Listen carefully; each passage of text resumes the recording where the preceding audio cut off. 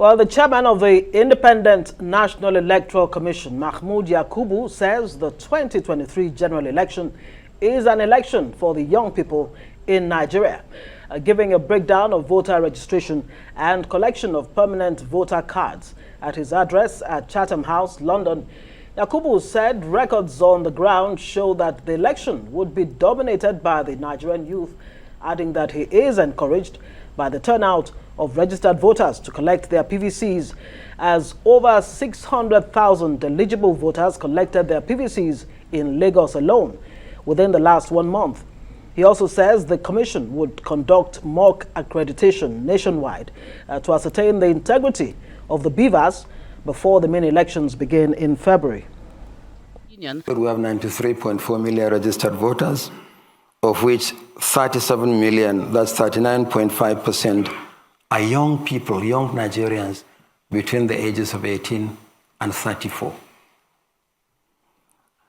And then they are closely followed by 33.4 million, or 35.75% middle-aged voters between the ages of 35 and 49.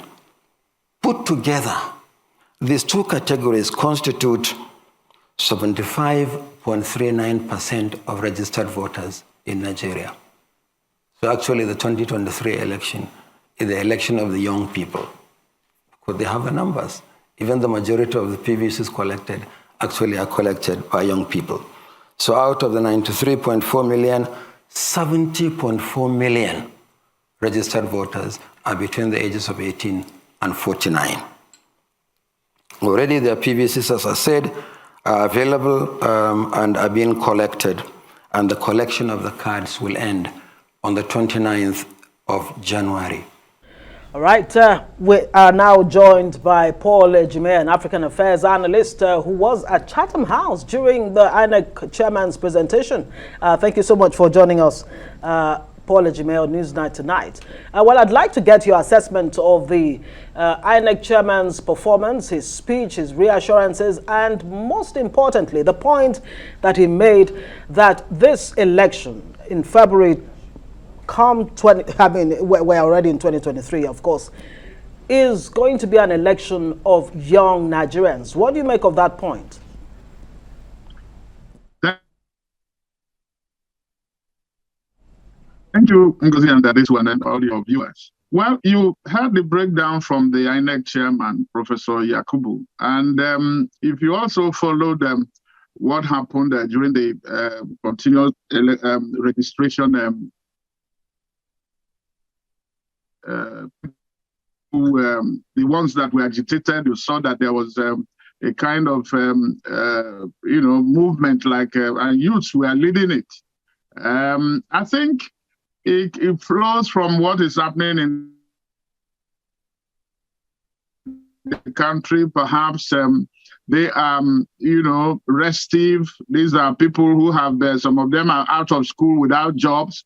And even those who are in school, you remember the strikes of Ayasu and all that. So it is a combination of a lot of, socio-economic factors that have now blowing into the political scene.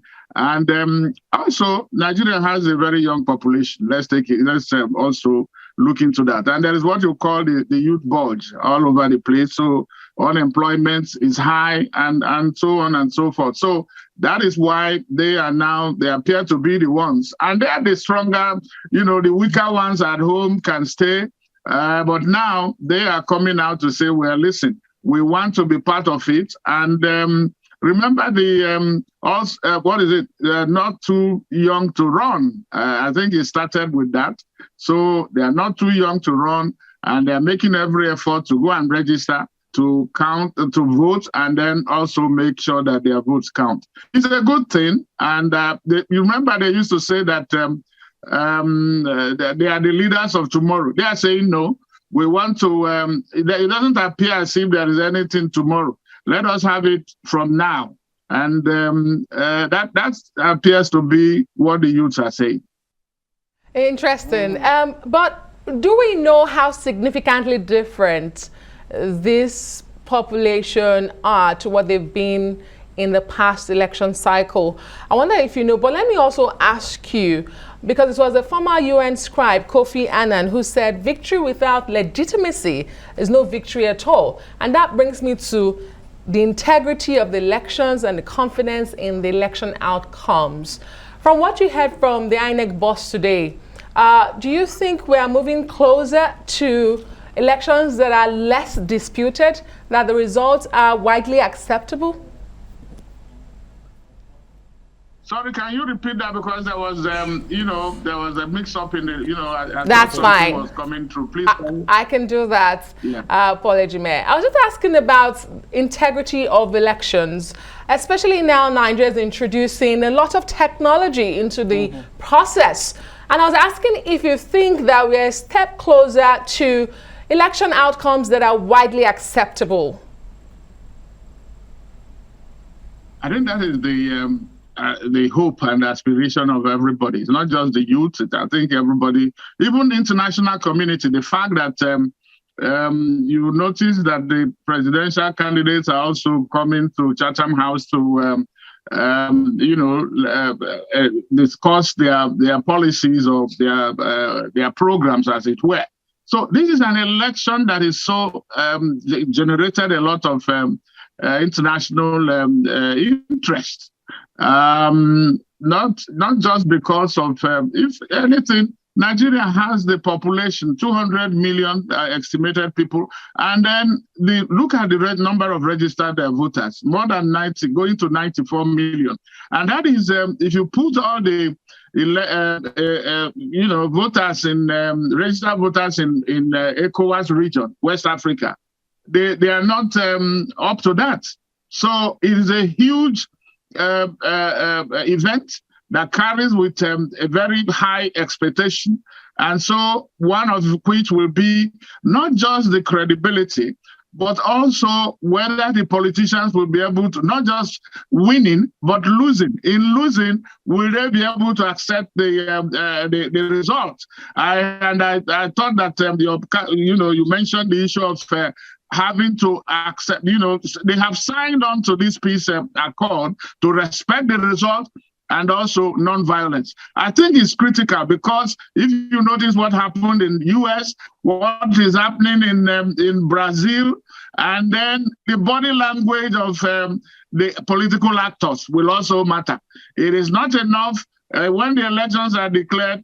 Post-election issues can also be violence. Remember, that is when the more killings start in other crimes. But we are praying that that is not going to happen in Nigeria. But it's important that the actors get that to their mind, that if they do not conduct themselves responsibly, whatever signal they give could backfire. But Nigeria can ill afford more troubles. Already, there are long-suffering citizens. Look at the high cost of living. You will say, well, it's a global thing, but things have gone up. Look at how they are buying fuel. Look at there is no employment. Look at electricity, and so on and so forth. So adding electoral violence will just be too much. And speaking of which, the INEC chairman Mahmoud Yakubu made a case for the electoral offences bill, is asking for the quick passage of that, as it will further empower INEC, not only in prosecuting, but actually being able to arrest election offenders. How important do you think this electoral offences bill is? And there's also the point of diaspora voting. That case was made extensively at that speech. You want to address those 2 points? Okay, well, regarding what is it called? What was the first point about what is it? The bill. Remember, this bill has been there for a very long time, and because even if it were passed tomorrow, it is going by the ECOWAS protocol that says you have to do any amendments not closer than 6 months. It's not going to happen for this election. I think you are now looking forward. But it's very critical, because the impunity, the fact that there is no consequence for that electoral violence empowers and emboldens those who are doing it to continue. But if you had set some example, I think it will stop. Both for the politicians who are the ones leading it, and then those that they are using. Because it is the politicians that benefit from this are just using others at pawn.